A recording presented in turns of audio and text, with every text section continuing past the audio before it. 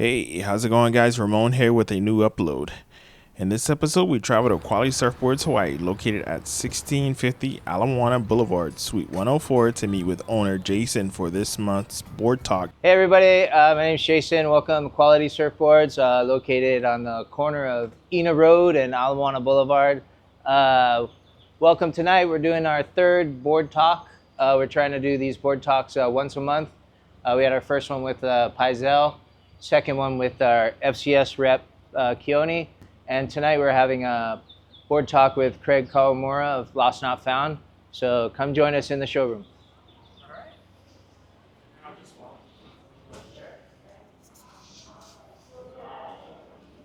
Good evening, everybody. Thanks for coming down. First of all, I'd like to, big shout out to Jason and his crew at Quality Surfboards for holding this event. More importantly, Jason for supporting local shapers and inventorying boards to offer to the public. Nowadays, there's not a lot of surf shops that offer boards made locally. A lot of it is just. How's it going? Come on in. How's it, brother? So, yeah, shout out to Jason for supporting the local guys. Thanks, guys. So for those of you who don't know me, I'll just go like a quick introduction of myself and my shaping background and whatnot, and then we can kind of go through models and answer any questions that you guys might have. So my name is Craig Kawamura. I started shaping surfboards in 1992, which is a while ago, so kind of tells you how old I am. 32. So it started, after high school. It just as curiosity, I shaped the board in my garage on two, rubbish cans, and that's kind of how it started. Just one board led to another, and then you end up getting orders from friends. Keep in mind, this is back when you had to hand shape the board. This is not, it's coming out already finished, looking like a surfboard. So if you started from zero, I was gonna bring my first board, but I, forgot to bring it. If you started from zero and trying to learn it, takes a little while, back then. So slowly you get orders, you kind of build your name, and most of them is gonna be friends and family paying for boards, from some guy like myself back then. But then it just kept going, and in 1997, I had the opportunity to work with Ben AIPA. So it's kind of an interesting story how I got into his shop. There was a time when he was one of the stable shapers at Town & Country, and he just left Town & Country to go on his own. So Ben, most of you guys kind of already know his history, but he's been with a lot of big brands like Blue Hawaii. Town & Country was one of his big ones, and then he kind of went off on his own. So right when he went off on his own, I had a friend ordering a shape blank from him. So you could go to him and bring him a blank, and he'll shape you a longboard, and you go take a glass wherever you want to glass it, and you pay for it on your own. So my friend was getting a shape blank from him, and at that time I was still building my own boards and started glassing out of my friend's place in Aina. Some of you may know him, Denny Schwartz. He goes by Aloha Brother Surfboards. So I was glassing boards in Denny's dad's garage, back then. Just small one piece, bring one board up at a time in your car, passenger seat. And Way up on the hill. Way up on the hill, yeah. Yeah. And glassing it in his garage, his dad's garage. And so Ben, going back to the story, my friend said to Ben, my friend can glass the board for me. Of course, if you know Ben, he's super particular. I mean, he's like, if you've ever seen his board, it's like all about quality. So the first thing he says, he wants to see the quality of the glasswork that I'm producing out of a garage before he gives my friend the opportunity to have me glass it. So, he ended up taking, one of the finished boards from myself and showed him the glassing. And that's kind of how the connection started. So, he told, I guess the shapes looked decent at that point. He told my friend to, have me come down and, come talk to him. So that's how it all started. I went down, talked to him, and ended up working for him for like 2 years. So studying under somebody like that, during that time and that era where the only way you're getting better is you got to be really pretty bad first for kind of a long time. And you can kind of imagine trying to shape a board out of a blank with no internet, no instructions, just kind of like winging it and trying to make it look like a board, So you're kind of bad for a long time and you end up, you're slowly getting better. And that's kind of, where I went, being with Ben and just kind of learning about that. But yeah, I mean, moving on from that, I just ended up continuing to shape. Then in 2008, I took a break and came back in 2017, just kind of got the itch to shape more boards and created the Lost Not Found brand. And we focused mostly on like log, single fin longboards initially, but it ventured out to like midlands and now gliders or even high performance shortboards. And yeah, it's just myself and another guy in a shop in Kaneohe, and then we just build each board by hand pretty much. And You still glassing yourself? you're still glassing to myself, yeah. Nice. So between myself and my partner, we're still glassing it all in-house. But he's gotten to the point where he's got pretty good, He's a kid that went to UH and, contacted me, I think, right before COVID, right after he graduated, and he became an intern in the shop, just come every day, sweep the shop, watch, right? Sweep the shop, watch, sweep the shop, watch for, 6 months or a year. And then slowly, you just give them chores to try a task on the board, whether it's grinding a lap or hot coating a board or something like that. And, he slowly picked it up, he slowly picked up the steps, hot coating, then sanding, then laminating. So now he's up to where he can pretty much build the entire board, by himself. Yeah, so just two guys in a shop building boards. Yeah, pretty much. You guys had any questions up until now? How many boards do you think you shipped? Total? Yeah, do you count them? I stopped counting, kind of a long time ago. Yeah. When did you stop counting? It's like 5,000 or so. Oh wow. That's a lot. Yeah. That's a lot. So, yeah, it's, I went through the whole 90s era where it was all like CAD or computer aided production, surfboard, shortboards. So I have like, I don't know. Beauty, man. Thank you. Yeah, you look at your boards and you can just tell it's just old school. Yeah, a lot of files. But I've gone back to hand shaping and still play around with the computer. It's a great tool to have. To be more consistent and more productive as far as putting out pieces. Yeah. Did you have any work you were did you have any work you were inspired by? Work That kind of got you into it? got me into the glassing, or Or got the me way you into- shape your boards? Yeah, there's probably a lot of guys out there. Yeah, Christensen, he's definitely a pretty versatile craftsman and builds beautiful boards.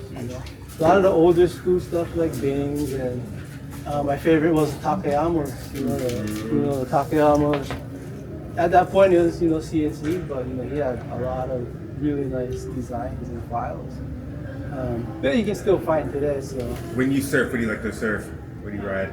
I'm into gliders now because of my shortened surf sessions and just make it quick. So the bigger the board, the better for me at the moment. Yeah. Signs of aging. Yeah. How do you do your rails?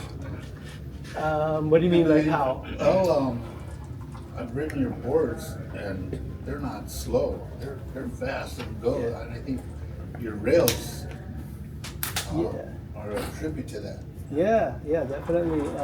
This depends on the board, you know, what board I'm making. That What would you're be gonna ride, what brake you're gonna ride. what brake you're gonna ride, what type of shape, you know, I'm shaping will determine what type of rail I end up putting on the board.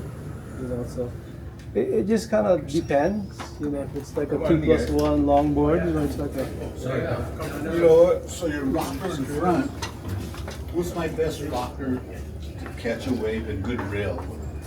To catch, for it to bite the energy, to take me.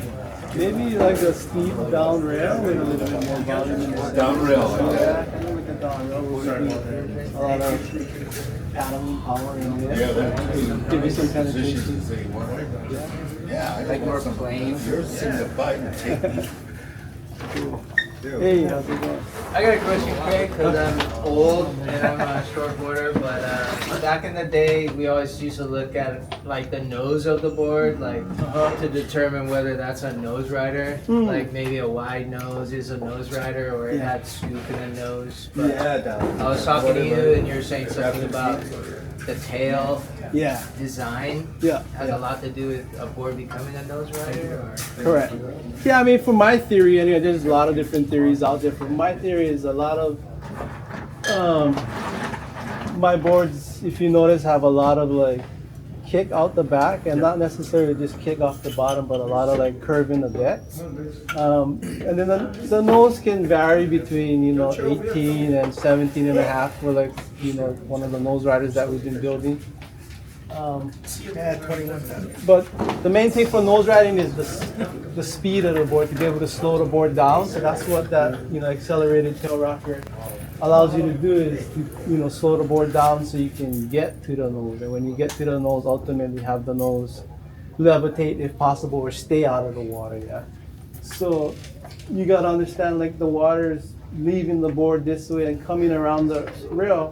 It's not only leaving off the bottom of the board, it's leaving off the top of the board, right? So now the water would travel and have to kind of go down this little step in the deck and come back up, and hopefully kind of get disturbed on its way out. That's what gives you that pulled back sensation as far as the board is being pulled back into the pocket, because that extra kick in the tail is allowing it to kind of stay a little deeper for more critical nose riding. oh, nice.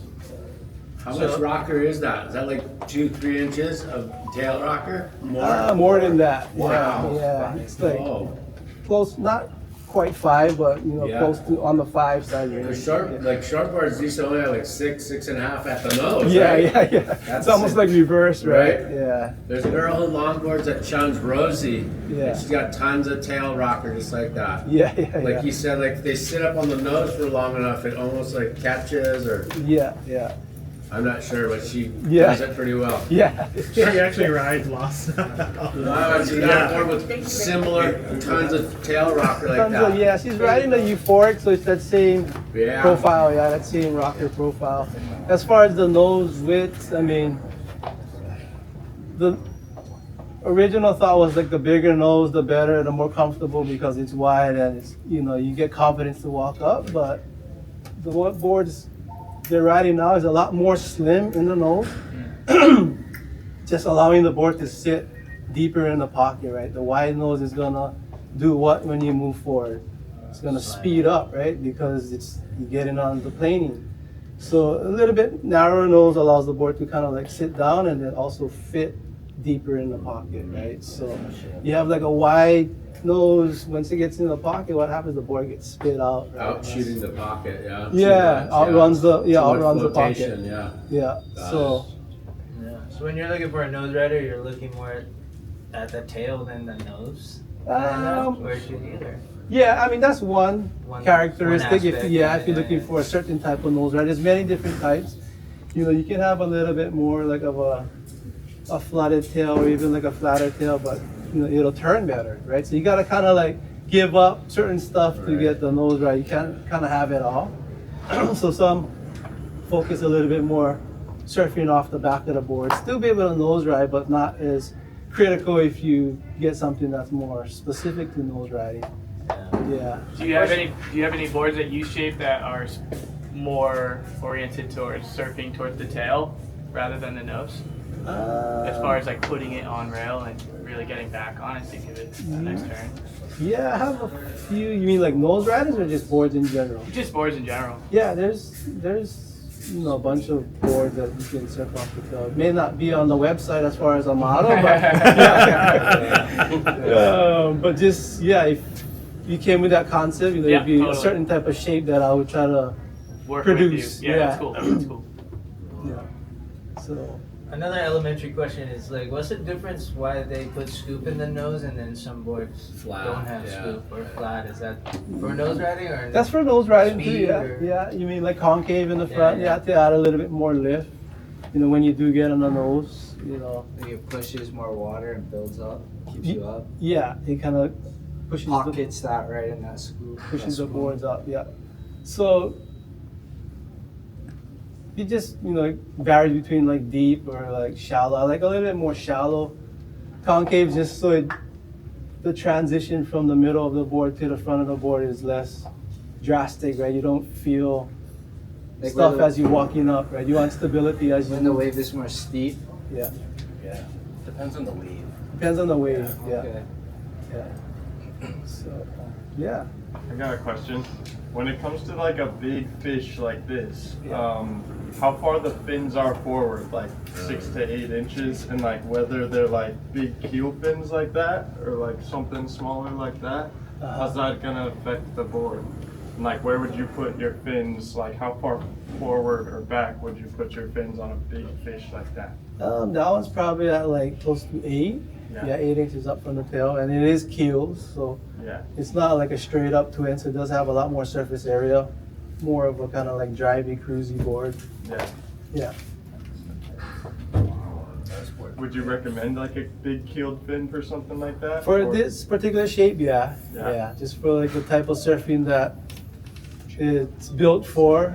I mean, you can surf it any way you want, but the vision is just a little more cruisy. Kind of getting off of a longboard, if you're a longboarder, getting off a longboard, but don't want to deal with a shortboard, you still want a lot of foam and paddle, you kind of get on something like that, where you can still get a lot of waves, but you can kind of cruisy carve it, Yeah. Yeah.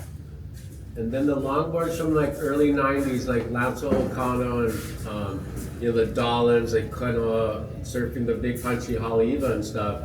I noticed their outlines real straight, and it was pulled in a lot.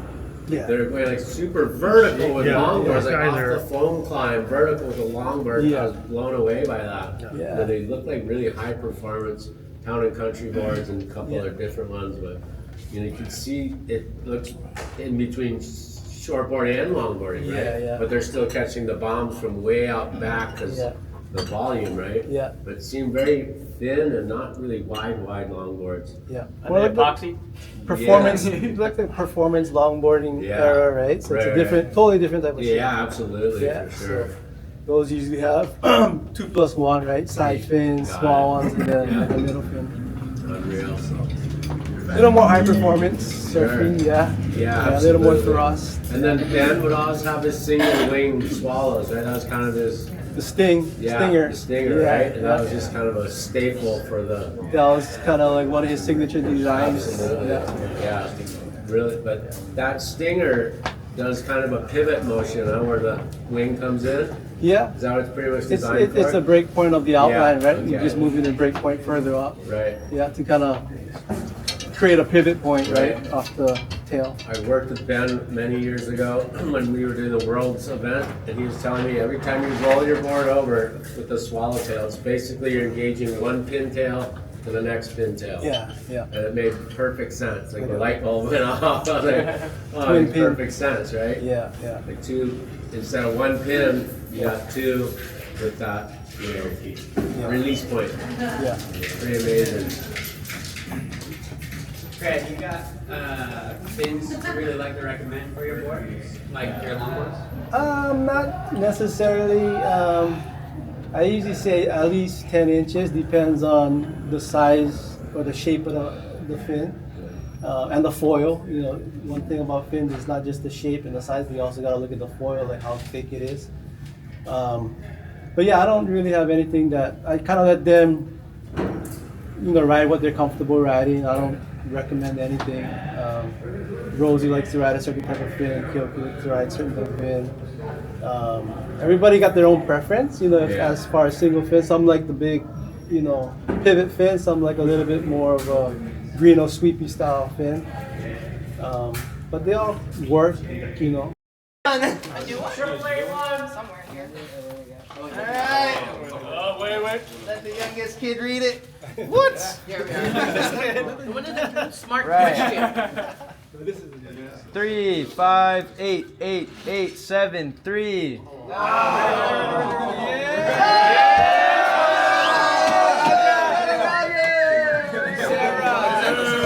We got a winner! We got a winner!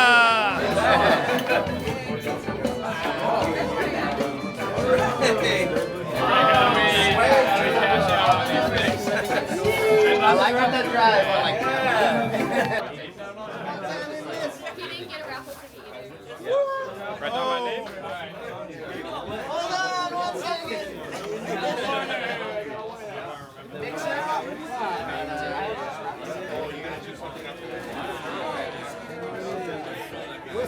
3, 5, 8.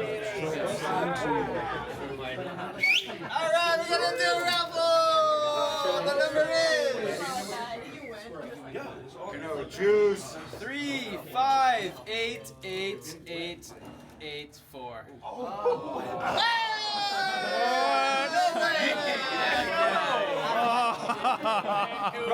We got a winner!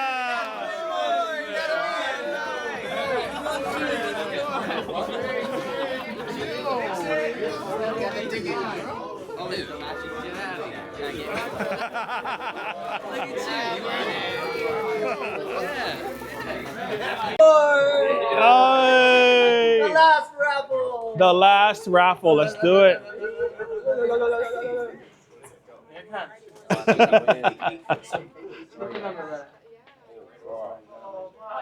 Make sure I.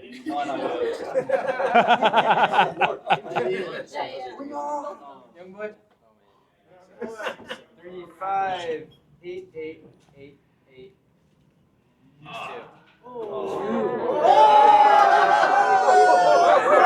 What?